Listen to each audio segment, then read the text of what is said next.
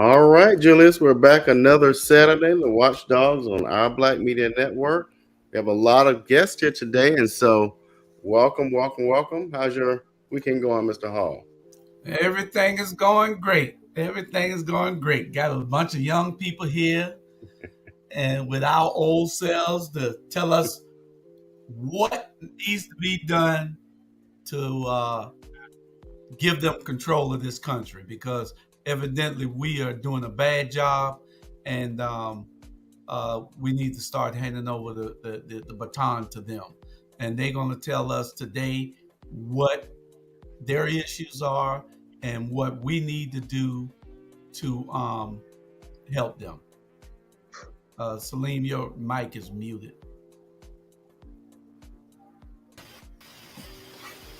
My bad. I just had muted it. Okay. You here though? I'm here. I'm playing chess. My bad. So I'm playing chess on my other tab. Yeah, you play chess in an hour. All right, Robert. All right. So if we could get you all to kind of do a brief introduction of who you are, and yeah, we'll just start with that. So we'll go Shante, then Chris, then Celine, then Sabrina. Hello, I'm Shantae McLaughlin. I'm the host of the show Unjust on our Black Media Network. I'm also a grad student at Morehouse School of Medicine, getting my master's in justice-involved care to write public policy around the healthcare system for correctional institutions. I ran for city council in East Point, and I am a human rights consultant and a mom. And that is it. All right. Hey, how everybody doing today? This wonderful Saturday. My name is Chris, aka 2 Benji. I'm an artist. I also work with Our Black Media Network. I'm also a part of Soul Tribe, which is an independent collective. And I also own my own, which is also 2 Benji ENT. And yeah, I'm here to be. Awesome. What's up, y'all? My name is Salim. I'm Julia's cousin. I'm Jay's cousin. I'm Chris. I'm Chris partner, brother. And I'm an artist, I'm a musician, poet, I'm a real estate wholesaler. I'm from Savannah, Georgia. And like he said, Soul Tribe, I'm a part of Soul Tribe as well. And yeah, that's just a little bit about me. All right, Miss Sabrina. I'm Sabrina Newby. I'm an entrepreneur. I am a political strategist, and I am the Georgia District, 1st Congressional District Director for the Georgia Federation of Democratic Women. All right, all right. Well, folks, we'll get right into the conversation. And so we understand the outcome from the Tuesday election and the impact that will likely have on our future as a country. So, our first question today, what motivates you and people in your family, people you know? So, what motivates you and people close to you to vote or not to vote? Anyone? Or should we just start talking? My bad. Okay, I'll go. For me, when voting wasn't always a priority for me. Like a lot of young kids, when you first start to get into voting, you look at it as like it's an old people thing. Once I realized that politics and who we vote for affects the way we live, bottom line in it, our economy, politics and business and what you earn is all two sides of one coin, then that's when I got involved. And when I saw our community being in such a state that was not advancing. And we hear people talking about how, this is happening, so many jobs are being created, and the GDP says one thing, but you're actually looking at a community and you see that that community is stagnant. That made me get involved. And I wanted to make sure that it basically paid off for not just myself, but for everyone. And ultimately, I equated voting to freedom, freedom in every sense. Interesting. For me, I vote simply because our ancestors didn't have the right to vote, and they worked diligently to give us that right. So as a woman, through the women's suffrage movement, even the Black man had the right to vote before a woman. And so it's really important for our voices to be heard and for us to get out and vote. People literally died for us to have that right and that privilege. And then I have friends who don't vote because they feel like it's they're rigged, like their vote doesn't count, and like it's a white man's race, for better choice of words. And I can see that perspective as well, especially in this last election cycle. Okay. Okay. My name is Chris. My reasoning for why I have recently taken into voting is due to the fact I want to change the narrative surrounded around voting per se. At least I can speak for my generation. The voting and what it is and how it is and it can change was only broadcast to us in one way. And that one way kind of made it seem as if we were more so codependent on the actual voting, but not actually doing the work. So my reasoning for voting was really to change the narrative, and also I put the details with it. I'm 23 years old, but the majority of my age range and a bit younger than mine, they don't really look at voting as if it's something that's beneficial, only because the main spokesman people that speaks for this voting, they don't really speak about the things that they will do as an individual. Is more so what the person that they're voting for will only do. So my main thing is just speaking up and filling in those gaps and filling details, but also making sure I'm playing that part and that role as well every day on a daily basis. Okay. Facts, bro. I'm gonna say this first. Like everything that I'm gonna say, like for like the men and the women that's on this call and just anybody that watch, anything that I say, I don't want anybody to take it personal. I want everybody to ask me any questions y'all want to ask me. Everything that I'm saying is coming from reason, it's coming from knowledge, it's coming from logic, and it's also a cult. It's a cult wisdom. It's a cult wisdom. It's spiritual. I'm about to just go straight into it because I feel it on my heart to. You get what I'm saying? And I want to utilize it. But basically, my reasoning for not voting is because I feel that the space and the state we in, just as humanity, beyond just people, but humanity, everything is disordered, everything is inverted, everything is messed up. And I feel that we have to create our own. We have to create our own. We have to have ownership. The reason why we are in these predicaments is because, like bro say, we depend too much on man and not God. That's not what God wants us to do. So with us depending so much on man, like especially black people, we in the worst case scenario, we walking on a tightrope with changing the world because God is like, y'all got to do it. Y'all got to do it. Not them, not them, not them. It's like, y'all got to do it. So it's like being able to find that common ground. Like I don't hold anything against like politics, anything like that. But just to tell you, I was telling like, bro, I don't want to get involved in it just because I know that my perspective is very it's not, people say radical, all these things, but I'm a simple man. I'm a simple man. I'm a young man, but I'm an old soul. So it's like, like I was raised on morals, ethics, principles, and a lot of those things is not in none of the games we playing, from politics to the music industry to just business, education, religion. It's not a plan. It's not an even playing field at all, and they want it to be lopsided.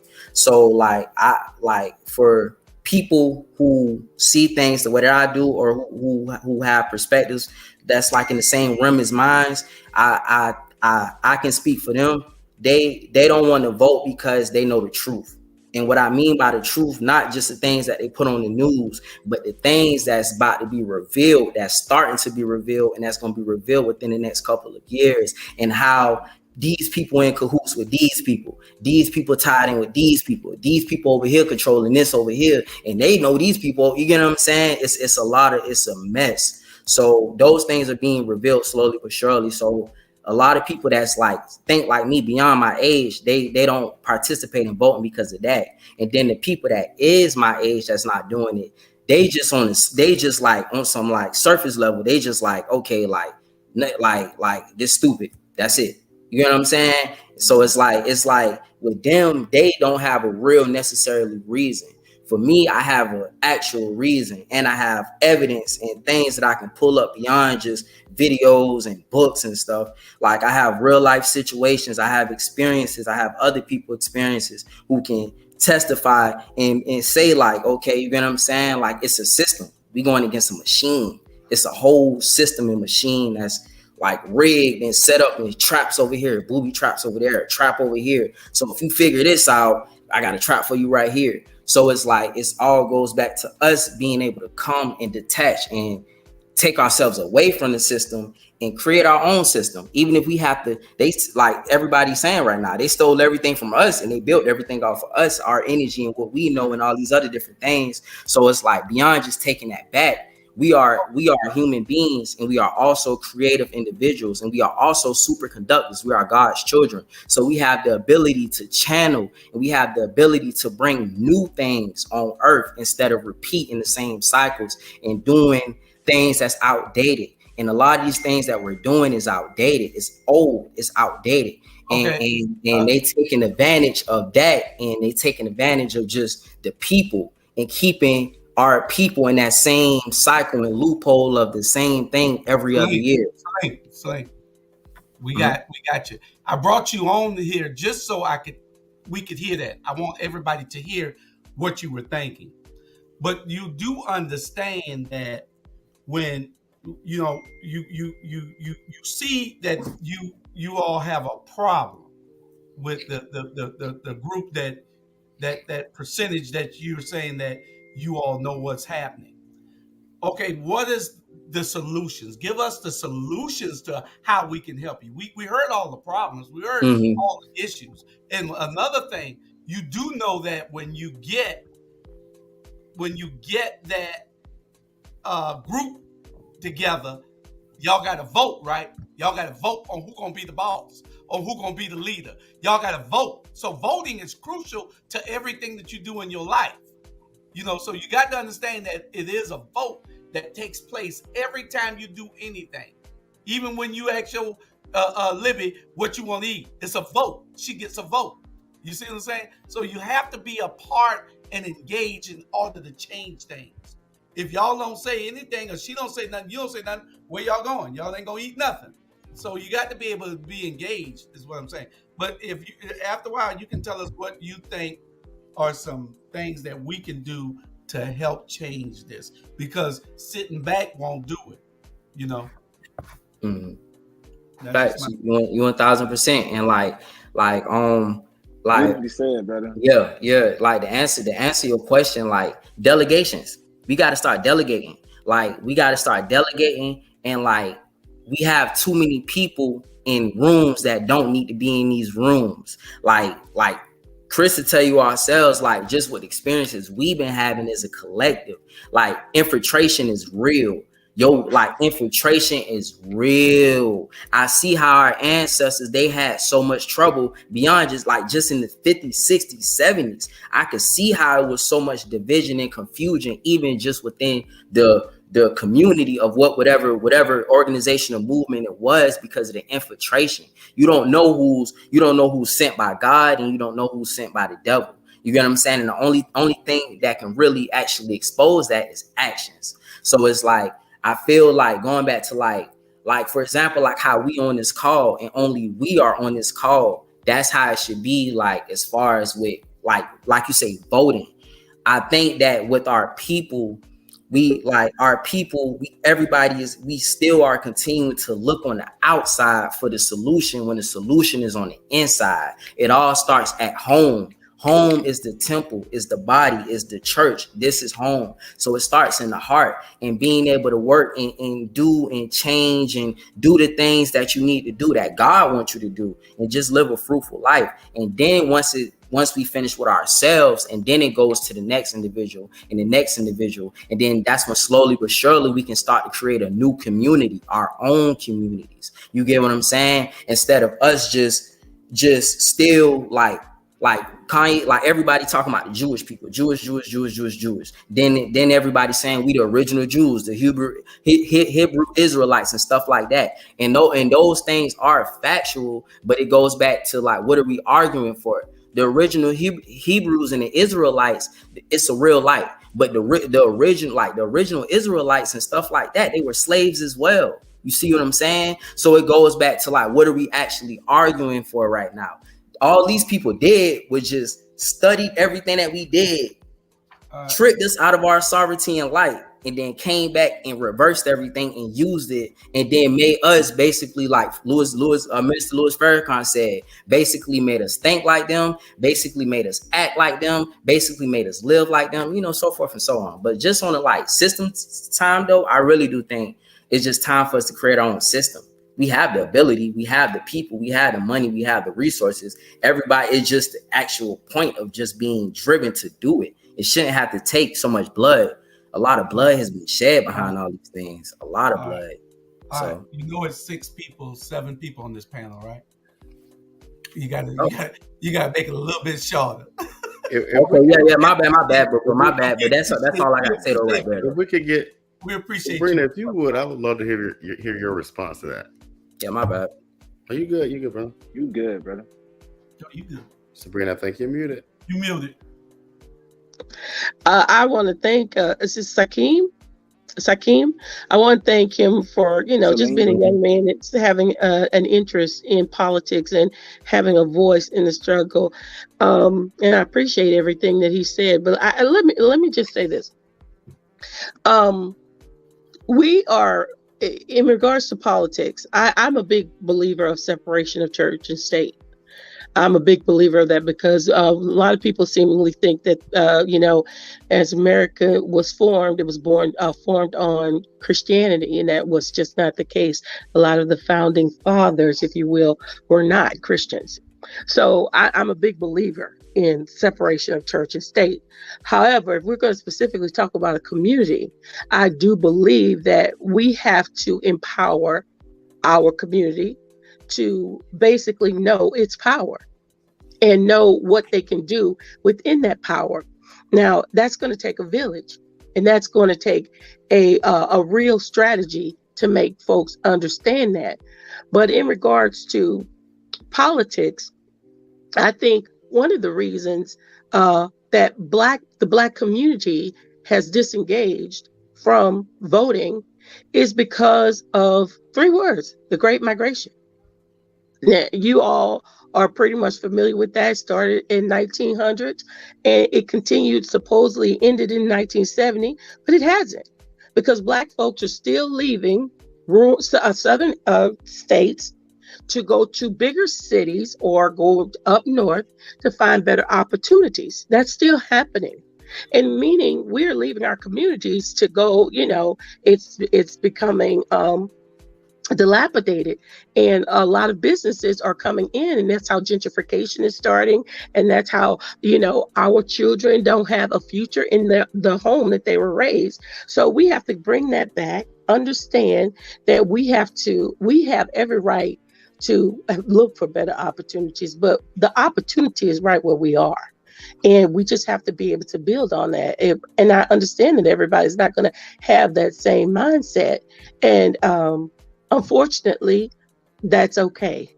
But we have to be able to work together and be able to move together in order to get to where Sakim has, envisions. And I do believe it's going to happen. It may not be in my lifetime, but it may very well be in his. Thank you, man. My name's Salim too, by the way. It's Oh, I'm Salim. so sorry, No, Salim. you Okay. okay? Yeah, you okay? And you right. I don't have any. You right. You right. You know what I'm saying? And like it's very secretive. We got to do everything different this time. Like we can't be out in the open. Like we supposed to. The people need to, but it got to be different this time because they own us. Like I said the last time we was on the call, we are facing a whole different type of enemy that our ancestors didn't even face. You get what I'm saying? They got a glimpse of it, but we are actually facing the enemy because the enemy was preparing for the people like us to come to balance everything out. So it's warfare, and not just physically but spiritually. It's spiritual warfare heavy. So that's how they bring everything and use everything and stuff like that. So that's all. But I just want to share this with you, Salim. When I was younger, I had this thought. It was a daily thought that I wanted to change the world. And I had mentors early on. And I had this one mentor that I would go to, and I tell him, I said, I am devoted to changing the world. And he said, the only way that you're going to be able to change the world is by changing you. That's it. And that's our issue as a community when it comes down to the political agenda. We are looking at everyone else and holding everyone else accountable. And I'm talking about even people who look like us. And the first step to accountability is by us executing the very same thoughts that we're sharing right now. We have to get up, get mobile, and we have to vote, even though we don't believe in the process, even though the process may be against us, even though some of these, these folks are against us. Do you think the Republican Party all really agree? No, they don't agree. But what they are in line. They are in line with one another and with their thought process. They come up with a plan, one big issue, and they stick behind it.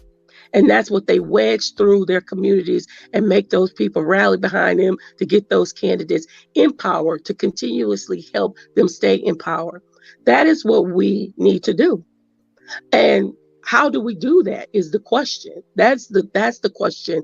How do we do that? Who will be the lead on that? How would we formulate a lead? Would you follow that leader? That's the question. Those are the questions, and that's how we move forward. So that's the plan. That's the big issue that we have as a community. We know about Black Wall Street. We know about us from Negroes to Hebrews. We know all that. From Hebrews to Negroes, we know about all of that. But I tell you, what are we going to do about it now is the question. That's the question. That's the big question. How do we move forward? And how do we advance economically? Because when you engage politically, you better yourself economically. So how do we do that? And You can look at this. Rebecca says sitting out is the same as approving of more of the same. So you not participating, you not engaging. You're saying that it's okay with what they're doing, and if you're Right. not actively trying to find a way to get everybody included, not just in your world, not just in your circle, but outside of your circle, because you can't change it by yourself. It's going to take change. It's going to take a whole group of people, and nobody's going to give you anything. You have to take it or demand it, and the only way that you can demand it or take it is by voting, unless you want to get violent. You know, And like to answer your question, like I said, I'm a simple man. I say, I tell my partners this even just music wise, because everybody goes after what's the best way to market yourself, what's the best way to get and like I tell people all the time, even when people come out with me and they see it in real time, in real life, when we go out and we just do things and we actually go out and spread and just be ourselves and be able to emit that energy and spread that love to the point where people like, dang, y'all really being yourselves. This makes me want to be myself right now. I don't know why I feel compelled to laugh right now, but I feel compelled to laugh right now. I feel compelled to do what I always say this: conquer the land. We got to take back the land. That's it. That's what I really think is the simplest. Take back the land. And what I mean by take back the land, not just violence, get a gun, get a stick, right? No. What I mean is conquer the land. We got to go back to our ancient times when we were kings and queens, when we were kingdoms, when we were tribes, and we were moving to these different geographical regions and being able to take over this region. You get what I'm saying? Not just by like, that's what they did. That's what they did to us, even over here. That's what I'm saying. So like that's really my like simplest answer is to conquer the land, take back the land. And like how you say, like picking a leader, you know what I'm saying? It shouldn't be one leader. Every time it's one leader, it's easy for them to cut the head off the snake. Everybody was depending on this one person to make this choice or decision or take this action. All they got to do is knock them off, get them out of here. Try it again next time. You know what I'm saying? It don't need to just be one. Of course, it's gonna be certain ones that can get through certain doors. But like I say, delegation. It need to be like a delegation. Like it need to be like a round table. But a round table of chosen people, specific people, precise, not just no, like we give too much energy and too much power to false lights. A lot of people who have influence are false lights. They use that against us. They know that. They really work with them. It's the low-hanging fruit. They get us through our desires, money, fame, all that other stuff. So, you know, I conquer the land. We just gotta conquer the land. We gotta take it back to the basics. Play the game. So when I say a leader, I'm specifically speaking about an elected official. Now, everyone's a leader. All of us, I consider all of us on this call as leaders. But when we're talking about politics, and I think that's what we're talking about. I'm not sure. Did the conversation shift? Okay. Yeah. So if we're going to talk about, it's all tied in though. It's tied in. That's the only reason why I'm not trying to, but it's just no, it's fine. It just I understand your passion as a young man. I get all of that. But what I'm saying is I gotta share the story. Can I share the story? Can I share the story? You know, I was at Savannah State and an elected official came through, and I think I've shared the story before. An elected official came through, and this young woman, and I don't know her name, but if she only knew that I speak about her often, she stood up and she asked in this room full of cameras and people, and she stood up and she said, remember when the Asian hate was happening? Asian hate crimes were happening when it first started to happen, right after the COVID came out. Well, they immediately put some legislation in to protect Asians from Asian hate. And this young Black woman at Savannah State stood up and asked this elected official, she said, how is it that they were able to put legislation together so fast to protect the Asian community from harm? And Black folks have been doing it for, asking this for such a long time, and it's not happened yet. And that elected official said they organized. They organized and they elected people who knew that they would have their best interests in place. That's the key in order to move it. And we as a community, I have learned that relationships, personal relationships, means nothing, because I know that there are personal relationships that I have with people that those people would not be looking out for my best interest. So in order to move myself along and my family along and my grandchildren, my great grandchildren along, I get behind and support people who I do believe will have my best interests at heart. And that is the leader that I help elect into office.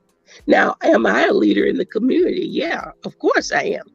But I understand that in order for me to make a difference, I had to change my mental and how I look at it. I have the same thoughts as you.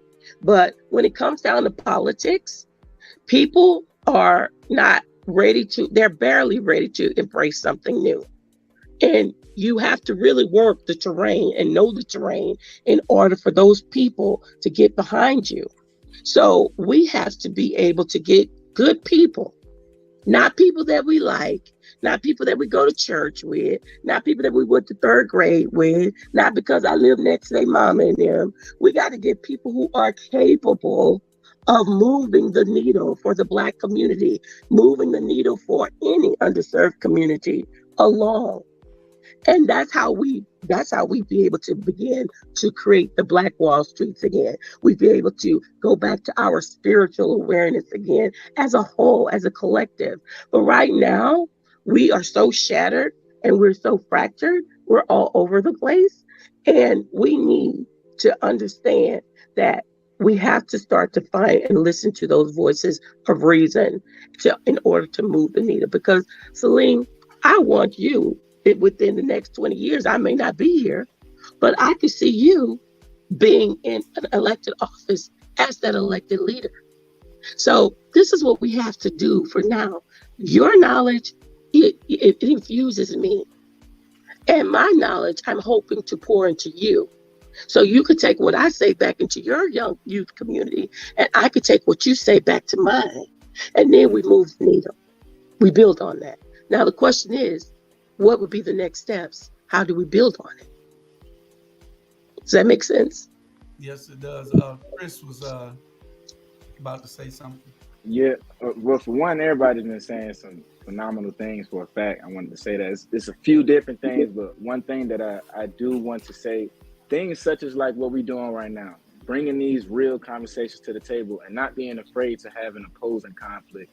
Because the one thing that the other side has mastered is both of them can still come together even though one person thinks something else. And it's not viewed as you are lesser than. And I think that's the thing that a lot of us deal with, because even though we can have these conversations with you all and it's open and it's love and dialected, but once we go outside and we go across all these social media platforms, which is something that we all deal with on a daily basis, but mainly our generation, because that's where most of the business takes place, most of the social connection, and the main things that's broadcasted on there. For example, this Raphael Warnock and Herschel Walker case. I know I'm not the only one that's been seeing those advertisements, but my niece actually came up to me and she's 6 years old. It's like, hey, why do they keep spreading information about this dude who shot his wife? A 6-year-old able to see that on YouTube, and this is stuff that we just openly broadcast, and it comes off one way. Now we may have different people in our lives that's giving us guidance and giving us different viewpoints. It doesn't have access to those resources and those tools. And anytime we come across people that may not have access, it's always somebody speaking to them as if they're lower than, speaking to them as if they're less than. And I think that's the thing that makes it like, okay, you're not even coming to me as a human being right now. Because even if you may be in more wealth of information or not, we should still just be able to tie in. But if I'm coming in and I'm feeling like you are undermining me, underestimating me, coming to me as low, that's not going to make me want to listen to you all nor come together. We've already dealing with a lot of trust issues and traumatic things that we deal with on a daily basis. But for one, actually coming and having a conversation like this, and I feel like we are playing a part in doing that. You know, Mr. Hall, we got this Our Black Media platform, Shantae, the different things that she's doing. Mr. Brent, I'm sure you're doing a lot of things. Me and Celine, we're doing a lot of things as well, speaking to our generation. Mr. Brian. So it's a lot of stuff that's going on, and we got to shed more light on those people that's actually still doing the change, making an impact. I've seen a lot of times Mr. Hall has took in different kids, got them just actually showing them, hey, I actually see you. The biggest thing that we can do is actually allow somebody to feel felt and heard and seen. That's something a lot of us deal with. A lot of us didn't have a lot of parental guidance at home. A lot of that stuff wasn't in our childhood. So a lot of us is actually looking for that. But once we go outside looking for that, we got everything else that's trying to make us shrink. So just being open to other viewpoints and coming about it a certain way. And that's just my viewpoint on that. One of the things I'll add to that is, and I think those were excellent points, is one of the things that I've shared this with Julius and Robert before, we got to stop tearing down up and coming leaders. We got to stop tearing them down. I've seen this so much and so often, and, it goes to what Chris said about you speak down to them, you discredit them. And I'm like, why do we do that? And I say we is because I'm talking about the collective and as a collective, but I hate when they talk down about people, or they start whispering in the community about people, because what they're doing is they're discrediting that person before they even know what that person can do for the community.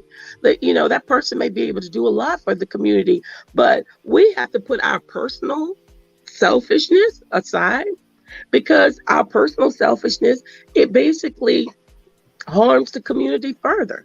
And it's not harming just one community, it harms every community within the district, and then it trickles up to the state. And people, I have said this so many times to people, what happens in one county, it's not an isolated issue. What's happening in Savannah, Chatham County, you don't think people know about what's happening in Chatham County in Atlanta? They do, because people talk. And you can talk disparagingly or you can talk positively. So I think we need to stop hurting young people who are coming up under the auspice of wanting to help the community in any way, whether they're running for office or they're trying to pursue a higher education to take on a better job that could give back to the community.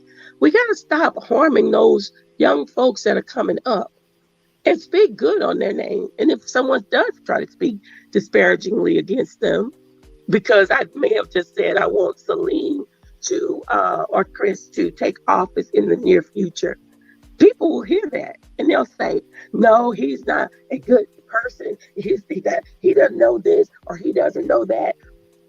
That doesn't matter to me. It's what I've experienced.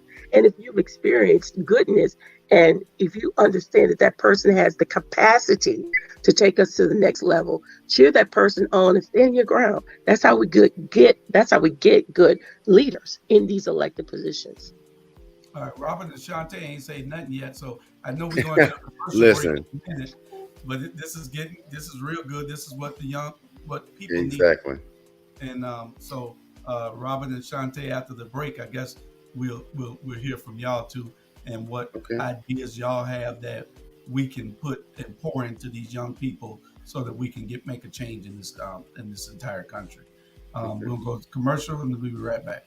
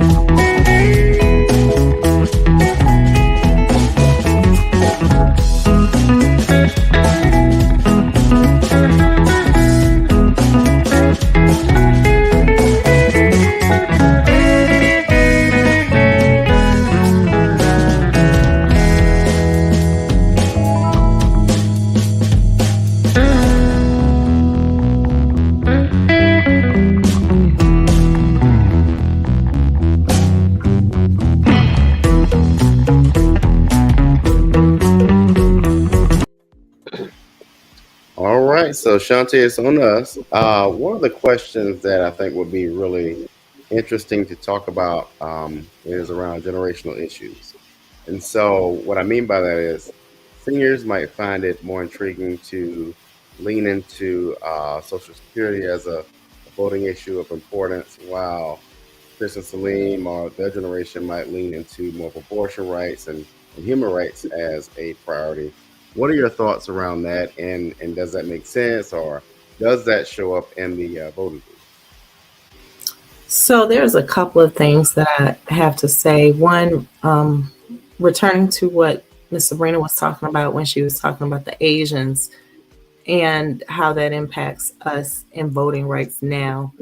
Um, when you think about voting, it's also a socioeconomic conversation that's missing. And when you think about the Asian hate crime bill that got passed, people forget that the doctors, the engineers, the computer scientists, they are usually Asian because of the theory that Asians are more intellectual when it comes to the sciences. And somewhere in there, there is some truth because of the way that they were educated early on. Now, when you deal with brown and black people, in understanding that we have the same level of education, however, there are a lot of economic disparities that stop us from getting and acquiring those jobs. So when you start looking at how people vote now, in in response to your question, Robert, how Hmm. people vote now, it does change based off the generations. Like in your 20s, you're still young and idealistic. You think that you can conquer the world, and that voting may or may not matter because like I've had people say, I don't understand the importance of Juneteenth because there's all of these biracial couples, and they really miss the mark.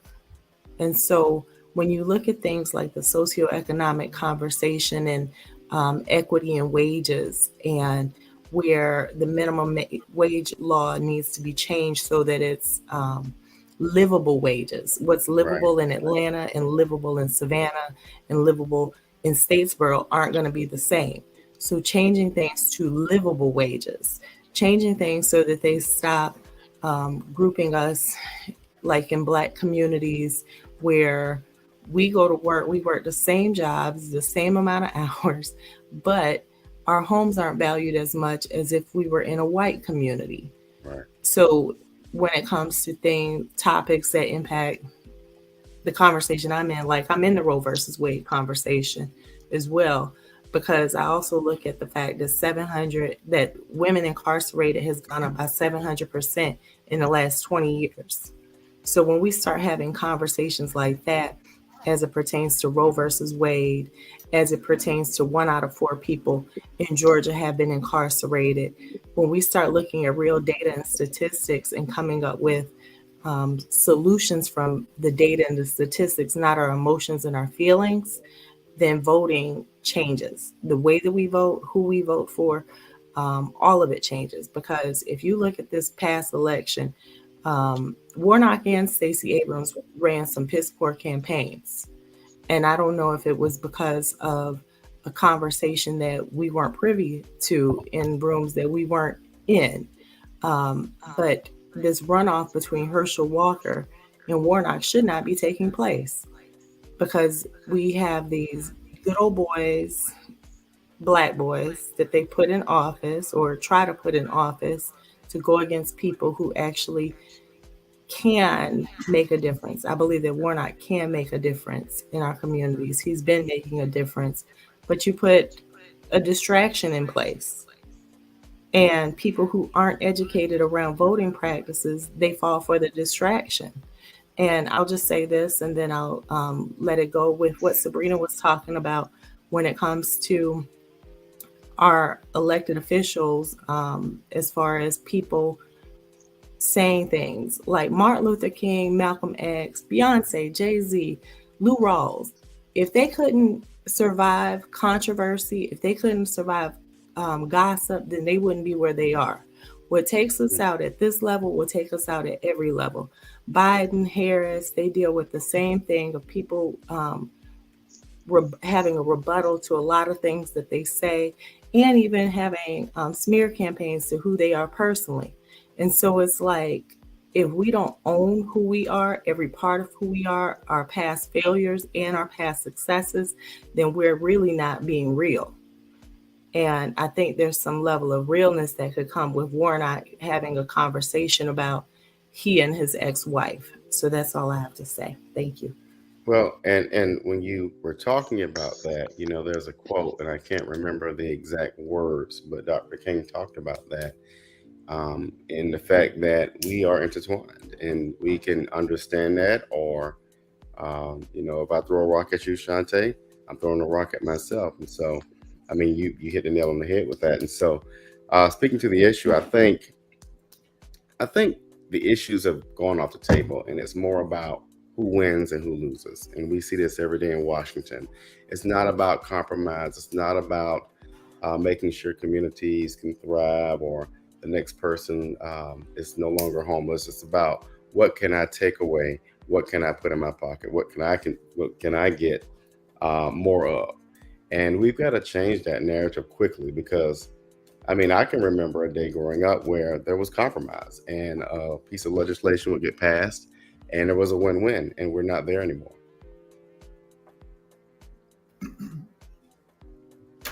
So, Julius, what's our next question? Whatever you got on that list. So I got that loud and clear. So why do you all think there is voter apathy? I think Besides Celine. Huh? Celine told us why. So we don't need. Celine told us everything. He got that. He told us his issues with everything. But there's the apathy. You can take it first, Sabrina. Oh, Oh, where'd she go? She She left Her left. out. computer might have died. Her computer might have died. Cause her computer might have Well, died. well, Julius, you're in the field a lot, and you're involved with a number of campaigns and participating in voting activities on voting day. What's your perspective, and what are you hearing? Well, and this is one of the reasons after you and I talked that we thought that we should have this, because see, one of the problems is Stacey is blaming black men for her not winning. I don't know whether y'all saw that, but she said that black men are the reason that she didn't win. And so I wanted to make sure that we had a young perspective, because I think different. I think there were lackluster campaigns that were ran. I think that she had people in place that didn't know what the hell they were doing. And I also think that it's the younger people who needed to come out to vote. We can change things if they all come out to vote. So I wanted to hear, I knew Celine didn't vote, don't vote. So I want people to hear why. And I know that Chris does vote. And I want to hear people to hear why. Right. And I see these kids every day. And I'm with these 18 and 19-year-olds out here that I mentor every day. And they have this this this thought in their head, that this way of thinking that they're not going to vote unless you make them. So and the establishment is not going to make them vote. They're not going to make them vote. So we have to be able to tell them why they have to vote, show them why they need to vote, because what they're seeing is that people are not advocating for our community. So that's where the apathy comes in at. You got people in office that aren't doing what they're supposed to do for our community. Right here in Savannah, under their nose. It's happening all over the country, though. Not only here in Savannah, it's happening all over the country. So they see this. And the first thing they say is, man, I'm not getting involved in that. And we got to be able to tell them why they should. Because a whole lot of them can change things. Look at this vote in, Nevada now. She was down 130,000 Mm-hmm. votes. She was down 130,000 votes. Now it's down to 821 after all the votes are coming in. They got 6% more to count and they think that she will overtake that because they're Democratic areas where those votes are coming in from. So we have to be able to say to you all that your vote counts, that y'all vote will count, but you've got to get out and vote. And if you don't think your vote counting, then those people that you are grouping with that don't vote also, get y'all a group. Y'all voices will heard. Once y'all tell the people how y'all feel, and it's a group of y'all, a large group of you, they're gonna be scared. Scared. They already scared now, and it's not even that many of us. I'm trying to tell you. That's what I'm trying to say. They already scared now because they know. But they don't fear you unless you can do something to them. You can't do nothing to them if you don't have the economic power or if you don't have the voting power. You can't do nothing. I don't need. I'm about to say I don't. I got God. That's a difference. That's what I'm trying to say. Everybody tiptoeing around that. Right, like, and it's not no religion thing. Nothing. It's like I want to say like how you just said what Stacey Abrams said about that. This is what I'm trying to say. It's narratives that they push. So they push these narratives to get everybody to choose and pick a side. Like how she just said, she's blaming the black man. A black woman is blaming the black man for the reason why she's not in position of power. When you said something about Joe Biden and what's the lady named Kamala Harris, that in itself is so much a slap in the face. A quote unquote black lady is the vice president to a white man, and she's married to a white man. You see what I'm saying? It's all psychological. It's all programming. It's all something it's a narrative and a projection that they project on us to make us come and clash with each other. So now the whole narrative with Tory Lanez, Megan Thee Stallion, in the rap world, 21 Savage and this rapper named Drake just dropped the album. They was talking about Megan Thee Stallion, and they basically like, it's like toxic men going against toxic women. It's always a constant battle. It's always a you versus me. Democrats and Republicans, red versus blue, Crips and Bloods. Everything is so intertwined and everything is so in cahoots. The man, demon, the people who created this system, the government, whoever you want to call them, they set everything in place like this. So now when people like me, when people like Chris come up and we say these things, not because of our own research and our real life experiences, we in the field too. It's just not the same as like our elders. Y'all are in the field too as well. We're not taking nothing against y'all, but we have a whole other, I got people that look like me I got to worry about. Then I got to turn around. I got tattoos on my face. I got tattoos on my hand. I got to turn around and do business and shake hands with this white man who want to do business with me because he see that I could bring in a lot of energy and whatever. He see, oh, he can make me a lot of money. Let me do some business with him. He don't care about what's on my face. He don't care about how I look. He don't care about none of that because he look at it like he can make me some money.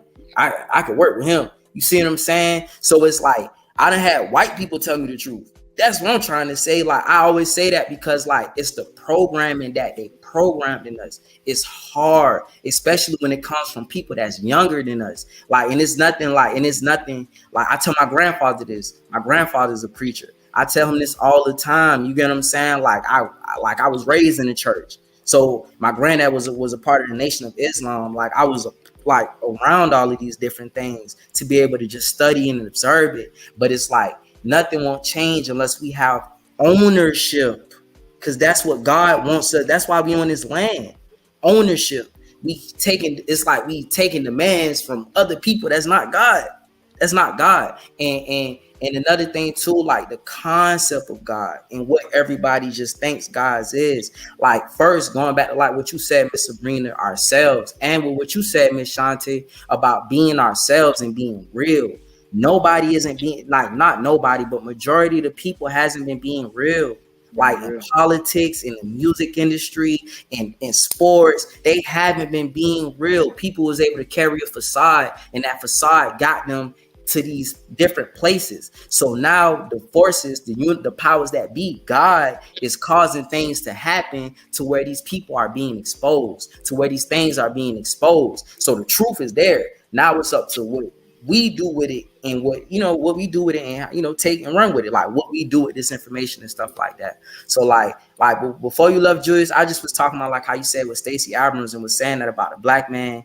Like she feels she's having problems because the black man is not supporting her enough. One thing that I noticed when I ride around the city of Savannah, I noticed a lot of white people with Stacey Abrams, like bandit signs and pickets in their yard. And a lot of the bandit signs that be like that they will have that will be in their yard is bandit signs that like promote like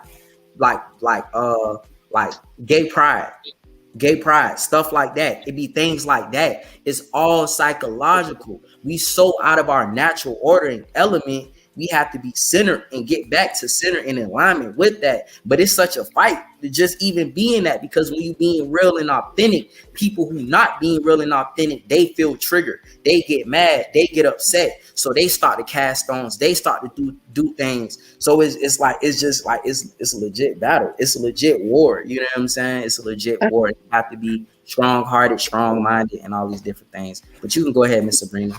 I have a question. Celine, did you vote for Stacey Abrams?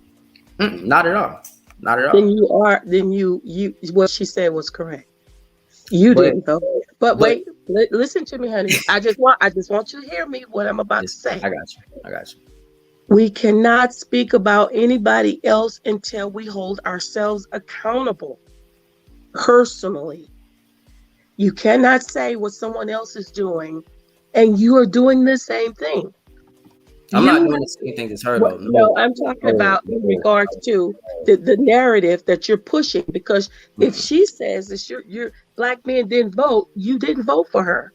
So you have to basically say, well, in part, she's right as it applies to me, because we talk about this everyone on such a magnificent scale. It's not about that. It is what we ourselves in that moment can do to move the narrative. Your mission, it seems to me, that your purpose is to enlighten on the cycle of the black program platform from beginning to end. That seems to me what your mission in life. Well, it's not your entire. I don't know your age, but I have my children are 31, 27, and 29. So I know the conversation because we have it often, but we cannot negate the fact that is, though you see the world your way, currently that is not how the world is operating. And in order for us to move in the direction that we all need to go, we have to be able to infuse what you're saying and understand what you're saying into what we know is happening now. And then we move the needle. I agree with everything that you're saying in regards to we as a collective of Black people, but we are not monolithic. You have to understand that. Even when Black folks were being imported from Africa, all those Africans did not worship the same God. So we are not monolithic. I know. Trust me, I know. So my point is, though spirituality is important, how do we as a body move the spirit, and that regardless of where that spirituality is coming from, how do we move it so we can move the needle to economically move us within the social climate? How do we do that? Okay, I want to tell y'all a story, and I wish Chris was here. Those stories is kind of long, because we got to get somebody else in. Shantae wanted to say something first. We understand. Yes. Yeah. I just wanted to say, in response to the Stacey Abrams comment, as well as her not having the Black male vote. So I do a group at Salvation Army, and I have them do mirror work, because I'm a fan of whatever I say about you is what I say about me. And there's a level of responsibility and accountability. So Stacey Abrams may have said, and towards the end of her campaign, she was running on, I'm not going to win unless I get the black male vote. But what was missing was her running a campaign like she ran the campaign before. There weren't any door knocks. There weren't any phone calls. She did not run the same campaign, period. So in taking responsibility and being fully responsible for what she did or did not do, instead of putting it off on the black man, which is, like Salim says, it is social programming, because it always comes back to the black man didn't do this. The black man didn't do that. The black man, it goes back to slavery. The black man didn't protect me. The black man didn't root for me. It's like we have to stop that narrative. Black men, black women, brown women, we're dealing with enough stuff already instead of the finger being pointed at us for something like that, when the reality is she just did not run a campaign the way that she ran her campaign before. And Had where she you ran at? the same kind of campaign, Tell the everybody results where may you have been at. different. Tell I'm everybody in where you Atlanta, Tell them Metro again. Atlanta. You in Atlanta area. So Yes, she's in and I Atlanta. voted for Stacey. We all voted for Stacey. You're in Atlanta. Sabrina's in Liberty County. We're all in Chatham County, and we see this across the state that you ran a bad campaign. It was not anything on the same level as the first campaign. Because had it been, she would have closed that gap. She lost by more than she lost the first time. And in reality, white women didn't show up for Stacey Abrams. White women, over 72%, did not show up for Stacey Abrams. Over 80% of black men and women voted for Stacey Abrams. So we have to understand, again, bringing it back to us as a collective. How do we move the socioeconomic needle in regards to black people? That is to include politics. That is to include politics. I'm not here to bash Salim in his idea, because I really appreciate these young men. I'm not here to and I'm not going to bash him. I'm not going to bash Stacey. I'm not going to do it. What I am going to do is continue what I have been doing. It is trying to come up with a conclusive idea of how we work together to move us forward. And how do we do that? One thing, but see, I don't think that it's just about the socioeconomics of politics. It's also about the public policy of politics, because it's like, in combining the socioeconomics, we have to look at this public policy. We have to look at the fact that, why is it that in the Census Bureau, we're including prisoners, but they can't vote? Why is it that people who just came out of incarceration in the state of Georgia, it's about 155,000 people on parole, but we have Warnock losing with such a small mark, or not losing, but the runoff because of such a small margin? Why are these numbers in existence? And that impacts public policy, which then impacts socioeconomics. Because once we start changing that, we change the narrative on socioeconomics.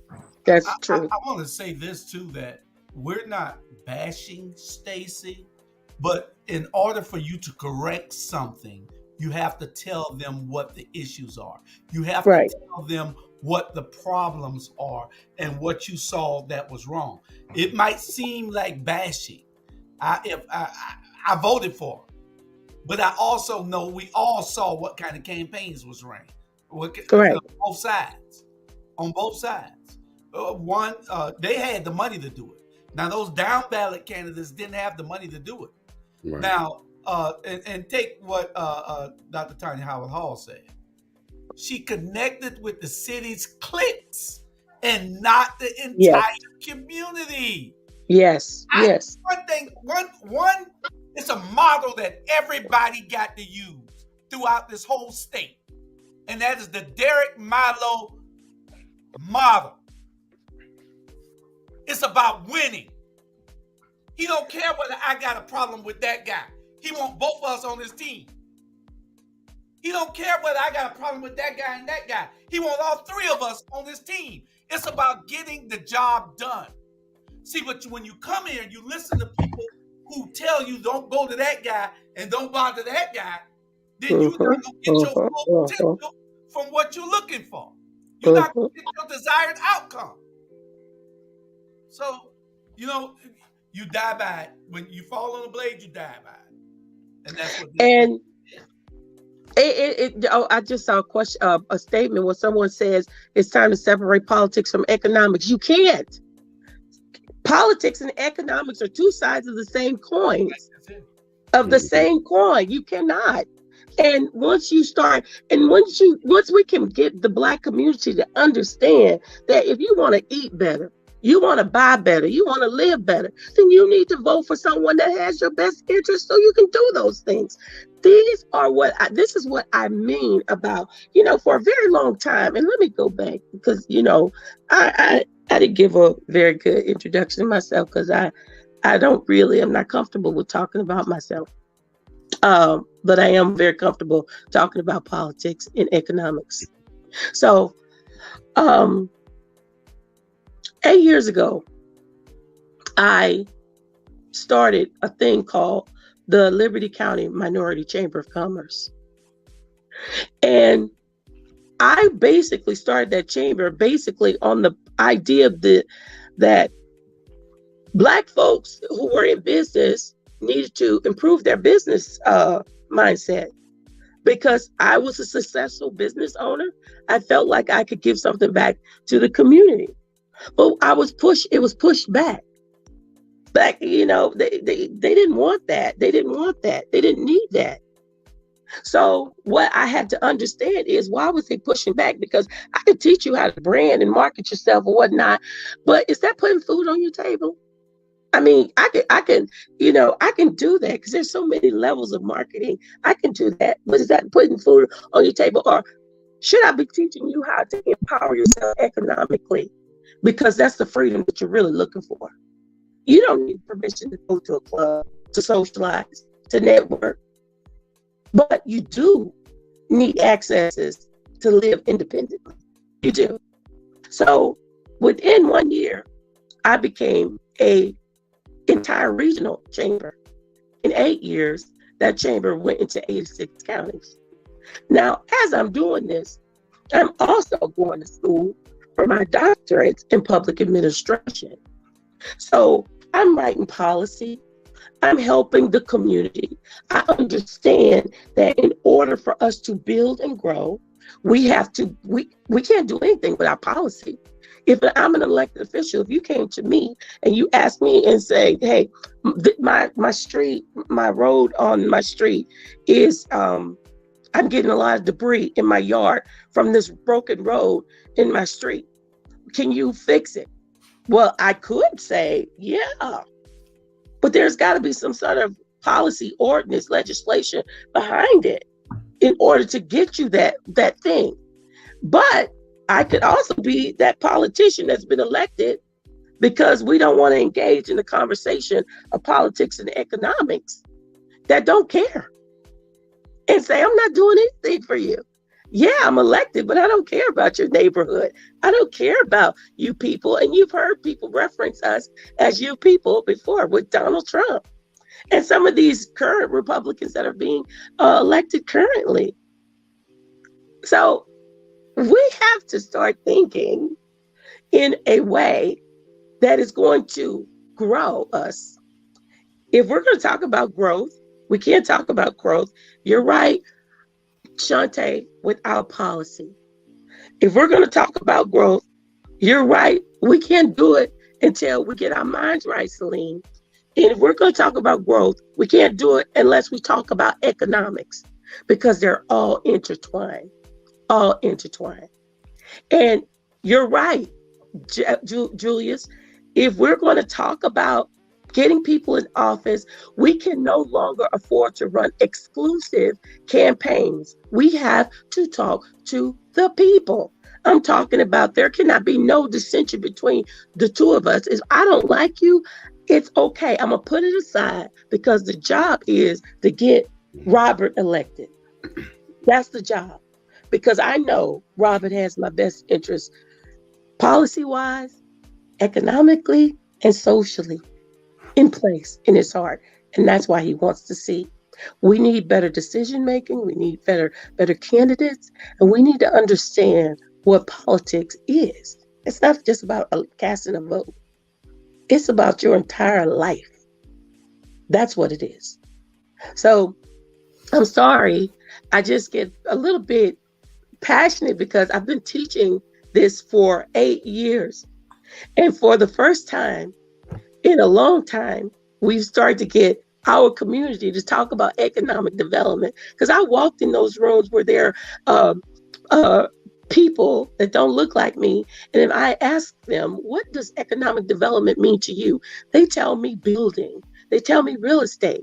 But when I ask people who look like me, what is economic development? Man, I'm just trying to put food on my table. That's what it's about. And Miss Sabrina, I promise you, me and my girlfriend just left Long County to do a meeting, to have a real estate meeting. You know what I'm saying? To sell properties. Like, that's what I mean by taking over the land. Like what you just said, exactly what you just said. And like, I also too want to commend just you and your journey and just everything about you. Oh, thank you. Say like, you know what I'm saying? Like, you're a very powerful woman. And like going back to, like I say, what Stacey Abrams said, like about that, like things like that can cause confusion because a powerful woman like you, I don't know you at all, and I don't know your personal life at all. But a powerful woman like you needs a powerful man beside you to protect you and guide you. And that's like, you know, Julius to tell you, he know the Black family separating it, ripping it apart. I just brought all of y'all into my family because Julius protects me, Robert protects me, my husband protects me. I hope Shantae will continue to protect me because I'm going to encourage y'all and protect y'all. That's what we do. That's what we do. Yes, vice versa. And this is what we're trying to pour into you, because see, we don't want you operating where it's going to take you 50 years to change something when we can do it together. If you're operating on the one side by yourself instead of operating with us as a group, so we can create a well-oiled machine. That machine needs to be ran so that we can understand that it's about change for all of us. That's why I keep telling y'all, it's the Derek Milo motto. Use it. The man didn't care whether you like each other or not. It was about one thing: getting to the finish line. He put all the people together to get to where he needed to go. And everybody needs to do that. The last thing that anybody in Stacy's camp and Warnock's camp should have done when they left here was ask those important questions. Who do I need to see that isn't here now? That's what they should have asked everybody. Who do I need to see? Who do I need to contact or email or call? That's what they should have asked everybody that was there, because every time they came here, they were preaching to the same people. You didn't get tired of seeing these people? Someone should have clicked in their head and said, I need the same people I've been in the last 6 times for. You know, who do I need to see out besides y'all? Y'all already voting for me. Where these young people at? I need to get those ones that need to vote. Give me a gym. Somebody should have had the Civic Center full of every Sunday with all the preachers, with all their congregations there, going out to get everybody in. It's a different way of campaigning. Get rid of them old people. I ain't even gonna call their name. Get rid of those old people that still in there trying to tell y'all how to run a 1950 campaign in 2022. You can't do it.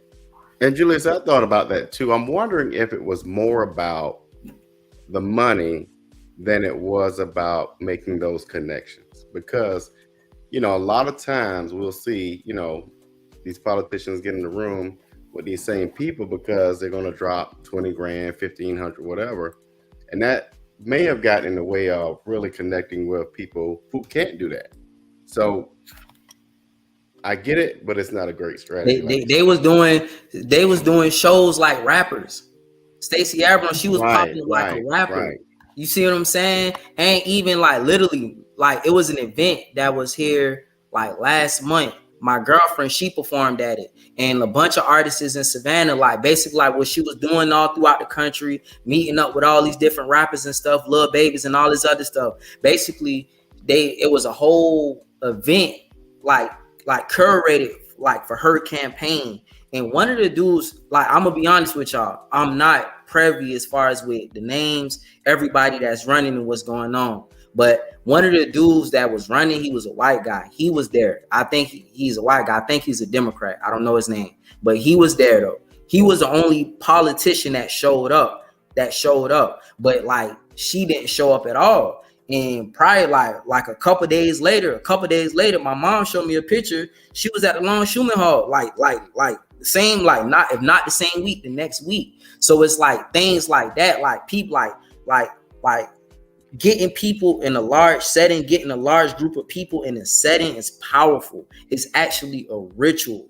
It's powerful. So when you have everybody here for you and you got signs with your name on it, people with your name on these shirts, and people coming and performing music, which is one of the most powerful frequencies, one of the most controlling frequencies on this planet, that's and you not there, that says a lot. It says really a lot. And I'm pretty sure she's an extremely busy, productive woman. I'm pretty sure. But it's not about what you do, it's about how you do it.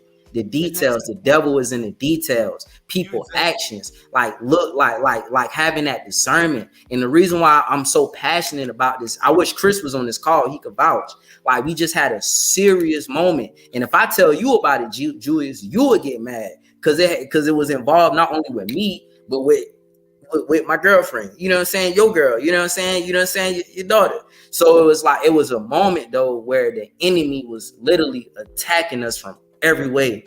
And it was a moment where we had to control, where the spiritual actually became physical, even to the point that when the police came, when the police seen it, they couldn't even stomach what was going on. And it was a simple like not domestic violence. It wasn't nothing with me and my girlfriend. But long story short, this guy that we considered a brother he'd attacked me, but then he tried to turn around and attack my girlfriend. And he was possessed. He literally was speaking in tongues and calling out for Satan.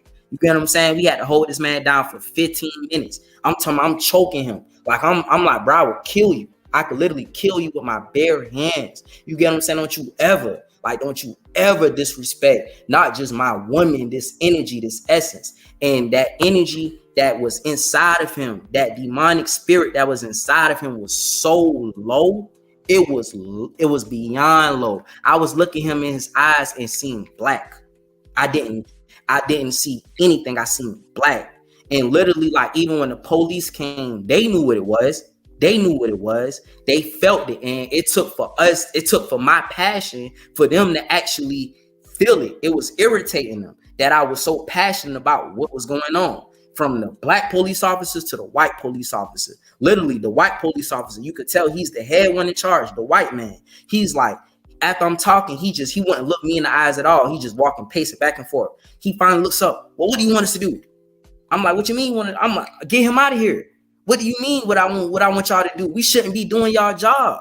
Me and my brother, like we shouldn't be doing y'all job right now. What do you mean? What I want you to do? The black guy, he literally just staring at me. He don't know what to say, what to do, because they feel like that was the source. That was the origin of everything, of good and evil, light and dark, the original man, the black man, and the black woman, and that energy attacking it literally. And it was so powerful.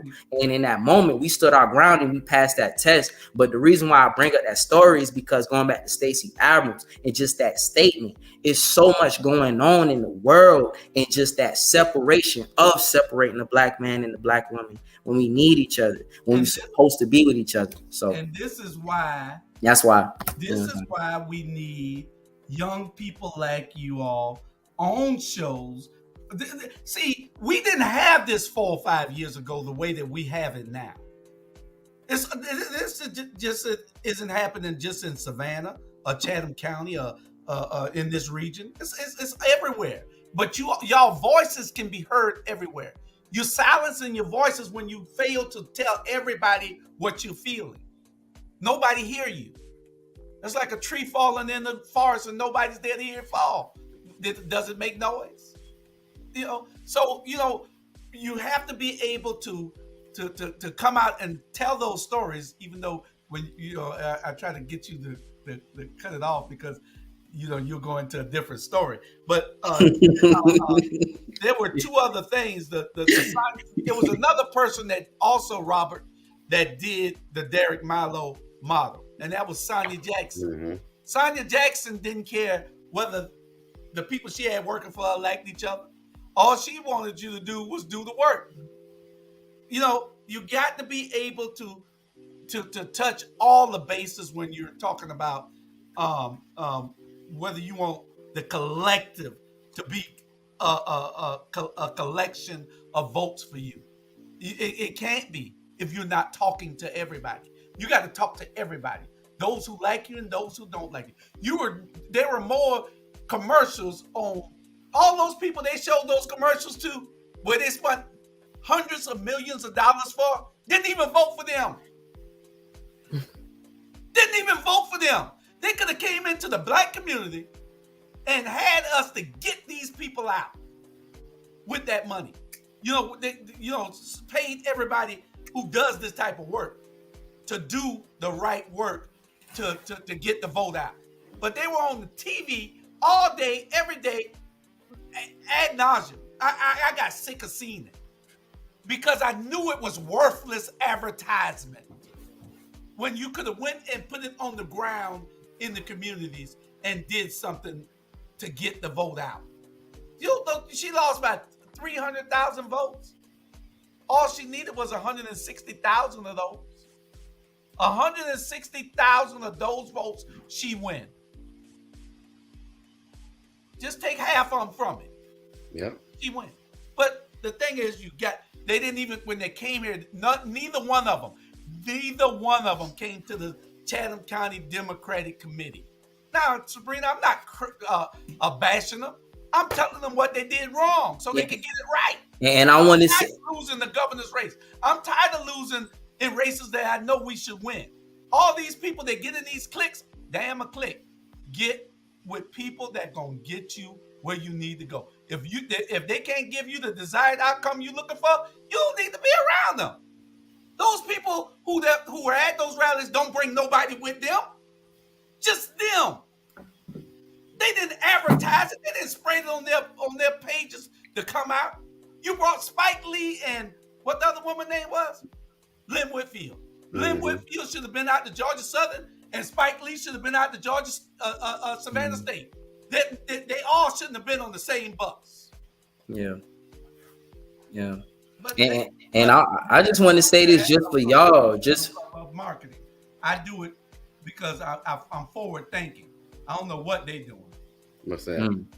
I just want to say this just for y'all, because like y'all are in the politics field, and especially just in Savannah.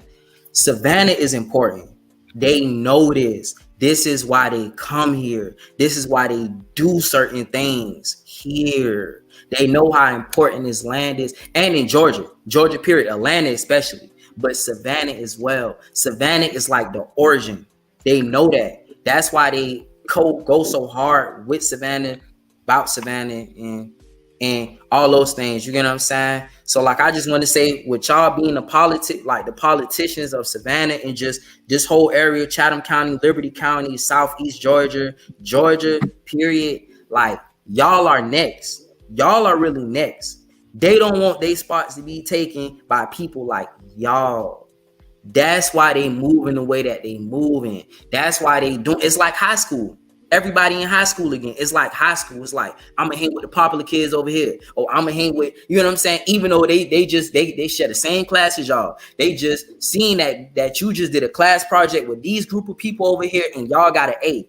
You get what I'm saying? They know they need to be with y'all, know they need to be studying with y'all, but they're ready to say, you know what? No, because they not the idea, or they not whatever. So like, just for like y'all, like Julius, you Miss Sabrina, you Miss Shanti, you Mr. Bryant, like just with y'all position, like y'all play a pivotal part. They don't want y'all voices to be heard because y'all are really organic. Y'all are in the field. Y'all are doing the tedious things that they not doing. You see what I'm saying?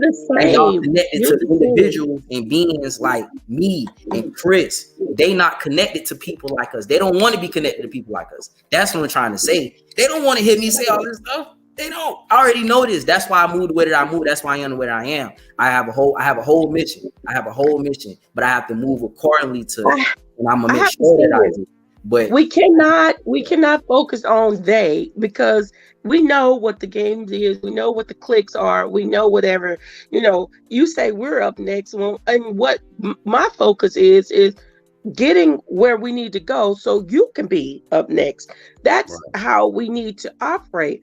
I don't think I for a very long time when I was younger, I used to focus on what people thought, and that was not my purpose. I don't care what people think. My thing is to do what you know is what you've been called to do. And in regards to the me just going on and saying that we're bashing, I'm not saying that y'all cannot say whatever you want to say about Stacey, how she ran the campaign. But I said, for me, I will not talk about her as a woman, as a black woman, because yes, it wasn't Stacey, though it was her campaign. She still had machines in places that she wasn't really familiar with, and those machines were breaking down. So if you can't move, and she may not have been aware of that, but still, I understand Stacey Abrams is Stacey Abrams, and she was the head of that company. I get that. But we know she lost. She didn't. There were things that they didn't do for the people who they were that were in place to do a job. They could not. They did not have the reach. They That's didn't. true. That's true. And what we're doing is trying to correct that. We're not bashing Stacy. We're just trying to Right. give her some corrective actions that need to be taken. You got a model that Right. you need to follow. That model is Derek Milo, and that model is Sonia Jackson. You got people that are the power brokers in each city, not just people like us. Uh, Shantae, you in Atlanta. Did anybody reach out to you with your connections there? Chris is in Atlanta. Did anybody reach out to Chris with his connections there? We're here in Sabrina. You in Liberty County. They know about us. They know about us, but they're told not to deal with us. But we are the change agent, and they're gonna have to get along with that. We're gonna do part 2 of this next week. Sounds Um, good. and hopefully we'll have some more young people on here to tell us their perspectives. If you are young, if you want to be on next Saturday, we invite you to give us a call so that we can hear your perspectives. We want everybody to be heard. We want to try to change uh, the playing field to level it off where everybody is included. We don't want the bougie people to just be involved, and that's what happens a whole lot of the time. So young people don't feel like they can go into those rooms because when they walk in, the bougie ones look at them like, "Who are they?" Well, no. Everybody needs to be in these rooms. Everybody needs to be here. That's why he's operating outside of what we're doing. We need to bring him in.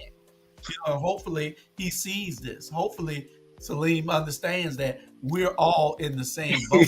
I know. Some people feeling hope. Found a different way, cuz. I found a different way, cuz. And it's so crazy. Listen, it's so crazy. I be hearing all the different stories about you and stuff. And when you listen, you don't even know how much I'm doing the same thing you was doing beforehand, but I'm just a little cooler with it. Just a little cooler with it. You know what I'm saying? It just looked different. It just looked different. It looks a little different. And That's all. Julius, I just wanted to say to Celine real quick. We have more open seats than we do people running for office. So although you may not be a voter, we have to fill these seats with people who have the passion, who have the vision, who have the focus that you and a lot of the young people have. So you got to get involved. Even if you ain't turning out the vote, you got to get involved. Okay, 'Cause there's I more got you. open I got you. seats. I got you. I got you, Miss Shanti. Yes, I got you. I got you. I got you. Thank y'all. Thank you, Miss Sabrina. Thank you, Miss Sabrina. Thank you, Miss Shanti. Thank you, cuz. Thank And you, Mr. Brian. Thank yeah, you. next time they debate, what they need to do is get people in the room who can help them, because uh, and ask those people to bring one person that isn't voting, that is thinking about not voting. It's all kind of things. They think in 1950 still. They had a debate. Herschel Walker and Warnock had a debate, and who they had there? Not They didn't invite nobody that can help them. No elected officials. They invited their friends. Their friends didn't bring anybody. You know, But it's some of them crazy. I funny brought acting, people. Julius, when the cameras ain't rolling, because I know I had the president of the NFL Retired Players Association invite me out to meet Warnock, and he wouldn't even shake my hand. But Ossoff was willing to take pictures with me. So if we talk about the black and white conversation, you know, Ain't that and something? then Abrams, I was invited to an event 2 hours before the event started. So I wasn't going to that. Like, yeah, it's high security. What you saying, Sabrina? Before we go, I said I was involved and I did bring people, but I can tell you this: when people who are in position, I don't know why we do this, but we listen to them, and I'm not saying that they're all wrong, but sometimes I think when we listen to people who are telling us to be divided and continue to stay divided, we need to question why they're telling us to stay divided in the positions that they hold. yeah, So and I just want to let the world know that if they invited you, you part of that clique too. yeah, you Can't part wait to get that in. I am not We're waiting clicking. all day to get that part in. I am not Please, she clicking. part of that clique, Celine. We gotta get her. We gotta. I'm not clicking. Y'all know me. Y'all know me. And we appreciate all y'all. Thank Robert, y'all. Love y'all. Y'all have a great day too. Y'all have all a right, great day. we'll be Peace. getting back in Peace, touch. And we're love. getting that new commercial And I'm gonna look next over the week. solar panels too. We gonna look over the solar panels. Me and Libby gonna look over the We'll solar talk about panels. that in a few minutes. Give me a call. Okay. Okay. All right. There. All right, y'all. Don't forget 6 o'clock. Pastor Smalls with Tell It Like It Is. You got it, Robert, or you want me? I got you. Here we All go. right.